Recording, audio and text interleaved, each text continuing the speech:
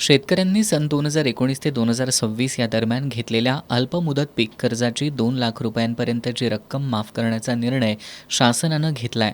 मात्र ज्या शेतकऱ्यांनी 2019च्या महात्मा ज्योतिराव फुले कर्जमुक्ती योजनेचा लाभ घेतलाय त्या शेतकऱ्यांना केवळ 50,000 रुपयांची कर्जमाफी मिळणार आहे.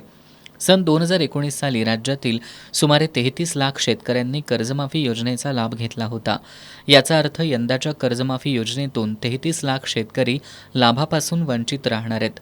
त्यामुळे आज कोल्हापूर जिल्हा राष्ट्रवादी काँग्रेस शरदचंद्र पवार पक्षाच्या शिष्टमंडळानं निवासी उपजिल्हाधिकारी गजानन गुरव यांची भेट घेतली. 2019च्या कर्जमाफीचा लाभ घेतलेल्या शेतकऱ्यांसाठी केवळ 50,000 रुपयांपर्यंतच कर्जमाफीच्या मर्यादेची अट रद्द करून सर्व पात्र शेतकऱ्यांना सरसकट 2 लाख रुपयांपर्यंतची कर्जमाफी करण्यात यावी. प्रोत्साहनपर अनुदानासाठी सलग 4 वर्ष नियमित कर्ज परतफेड करण्याची अट रद्द करावी. पेरणीपूर्व कर्ज खात्याचं पुनर्गठन करून शेतकऱ्यांच्या खात्यात आवश्यक रक्कम जमा करावी. या मागण्यांचं निवेदन निवासी उपजिल्हाधिकारी गुरव यांना देण्यात आलं.